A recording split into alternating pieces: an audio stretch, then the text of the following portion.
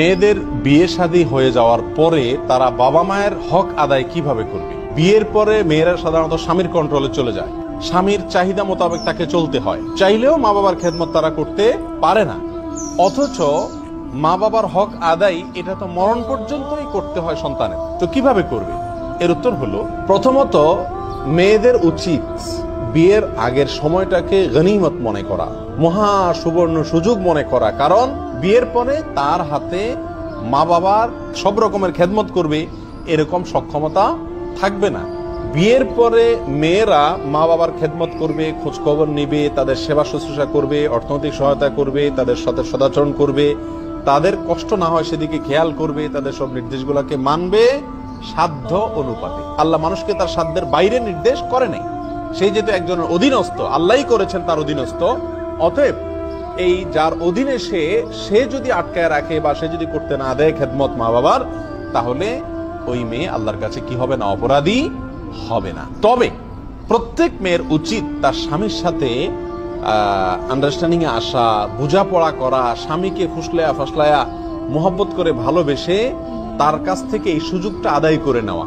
যদি তার অর্থনৈতিক সক্ষমতা থাকে, যেমন মহারণার টাকা, স্বামীকে মাফ করে না দিয়ে ওই টাকাটা স্ত্রীর উচিত নিজের কন্ট্রোলে রাখা এবং ওই টাকা থেকে মা বাবার জন্য যতটুকু সাধ্যে কুলায় সময় সময় খরচ করা। এর বাইরে স্বামী যদি তাকে কিছু খরচের টাকা দেয় এবং স্বাধীন করে দেয় টাকা, সে যেখানে চায় খরচ করতে পারে, তাহলে সেখান থেকেও সে মা বাবার জন্য খরচ করতে পারে।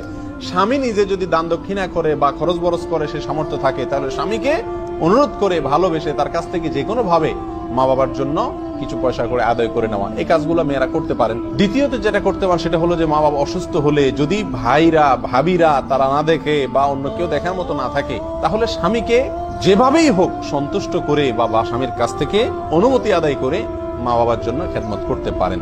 আরেকটা বিষয় হলো, অনেক মা বোনরাই স্বামী স্ত্রীর সাথে কোনো গন্ডগোল হলে, কোনো ঝামেলা হলে যায় মা বাবার কান ভারী করতে শুরু করে, প্যান করতে শুরু করে, মোবাইলে সাক্ষাতে তাদেরকে পাগল করে ছেড়ে দেয়। মা বাবা হিসাবে তারা কষ্ট পান।